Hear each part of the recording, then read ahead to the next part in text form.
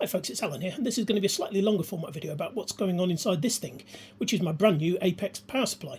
Now this is a highly low noise power supply, it's an excellent output power supply, but more importantly than that, it's designed to be ridiculously configurable. So I had customers having all sorts of different requirements and needs for their different power supplies, everything from 5 volts to 15 volts and various different combinations, depending on exactly what equipment people had got. Which is when I came up with this idea, the idea of having a power supply with 6 outputs, 1 IEC input, but then 6 outputs, and each of these individual outputs can be configured by simply dropping in one of these, a digital output card, which auto-configures the internals of the power supply and also provides the final output stage of regulation. So in this case, this is a 1 amp unit at 12 volts, so I'm using 2 LT1085 LT3045 ultra-low noise regulators in parallel to deliver that 1 amps at 12 volts. But obviously that's not all that's going on. There's an awful lot more going on inside this power supply to make that happen.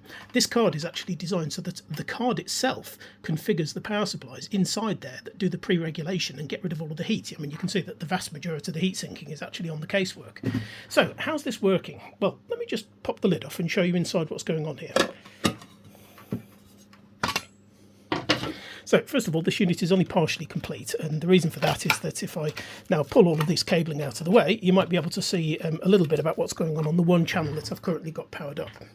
So first of all, I've got this custom wound transformer, which as you can see is a real plate of spaghetti, and this is needed because each one of these plugs here basically provides the AC for the different outputs. And you can see actually there's in fact 3 transformer windings here. There's a 9 volt, 6 volt and another 6 volt winding, and that's needed so that I don't end up having to produce a DC voltage, a rectified regulated DC voltage of 20 or 30 volts and then dump all of the remaining waste in as heat. Basically, by doing these configurable cards here, you can actually see that I've designed these cards so that they actually configure which ones of those coils you're using. So inside here, what I've got, as well as this whacking great big custom wound transformer, there's also a mains filter going on in there, which basically prevents electromagnetic interference from coming in from the outside world and getting through into the transformer. But that's only very much the first stage of what's going on. So what I do here is, first of all, the input from the transformer goes into this, which is my sort of a motherboard, basically sitting in the middle of this power supply. And you can see here there's one of the channels plugged in here, there's then a further 6 channels. And of course what it does is it goes through a rectifier which is sitting down here and is currently bolted to the casework to provide some nice heat sinking, and it's then going into 2 10,000 microfarad capacitors per channel, so that's 20,000 microfarads per channel. That basically means this thing has got a ridiculous amount of capacitance in there. That's the total is going to be 12 of those large 10,000 microfarad capacitors in here. And from there, it then pops into this regulator down here, which is the primary, effectively the pre-regulator. And what this does is this takes the input voltage from whatever's being generated by the transformer and the capacitors, depending on which windings I've selected, and then regulates it down to a sensible voltage that these output cards can take without dissipating too much heat. So basically any of the waste heat there, you can see that regulator, that is an LT1085, and that regulator is bolted straight onto the heat sinking here, so that it can actually run up to 3 amps and get rid of quite a lot of power into that heat sinking if it needs to. So basically that gives me a pretty stable and actually reasonably effective linear power supply, but it's not as good as I like. I've spoken previously about the very low noise, or the requirements behind very low noise power supplies, and I'm not going to go into all of the details behind that, but suffice to say I've built in the same technology in here as well. So between that pre-regulator and the final output regulator stages, there's a whole bunch of other stuff going on here.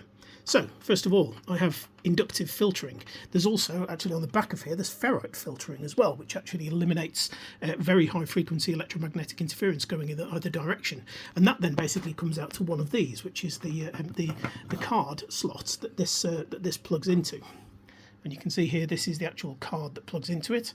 And this basically gives me the ability to, there's enough connections in there and enough high power connections to give me a full 3 amp connection through to the card at basically whatever voltage this card needs. And dependent on what card you're choosing here, I tried to specify this so that the voltage that's coming into this card is no more than 1 volt above the final output voltage that you want. So this being a 12 volt card, that means that the input voltage to here that's generated by that regulator is actually about 13 volts. And that then gives me the ability here, by using these LT3045 ultra low noise regulators, to regulate it further down. I only have to dissipate a relatively modest amount of heat in these because the voltage drop across the regulators is quite low, which is great because you can see that there's no significant heat sinking on these. It's just done through the casework, through the card, and that basically then gives me a fantastic ultra low noise, really highly regulated output. And the best thing is, you can have pretty much anything you want. I can basically configure this with 5 volt 1 amp, 12 volt 1 amp cards like this. I can do 5 volts, I can do up to 15 volts actually in these cards. In fact, I can even do 24 volts, but only at 1 amp. I could then, you can see here, there's actually more space on here for more of those LT3045 regulators. So these cards can be specified up to 3 amps of any voltage up to about 15 volts. Actually, I could conceivably do switchable voltage output cards as well, although that is significantly more complicated and therefore significantly more expensive. And I've also got other outputs as well coming along, such as outputs that are designed to charge mobile phones using standard mobile phone charging voltages and USB-C connectors. And the connector on here, this is a 5.5/2.1 mil DC jack output, but actually the standard outputs that I'm going to be using more of the time, I would think, are going to be GX16.2, which are the screw locking connectors, which are also screened, so you can run screened cables up to your equipment as well. You can have XLR outputs. You name it, you can have it with this design. And basically, it's just a case of you buy the base unit and then as many power supply output cards as you want. And if you decide you've bought the wrong ones eventually, well, just buy a new card with the different voltage and the right spec, and hey presto, you've managed to completely buy a brand new power supply without having to expend all of the vast amount of money that you need to on a completely new unit. So yeah, I'm looking forward to seeing how well this goes down at the launch event. These are being launched officially at the Northwest Audio Show, which is happening at the De Vere Cranage Hotel, and in approximately a month's time in late June 2026. So yeah, looking forward to seeing what questions people have.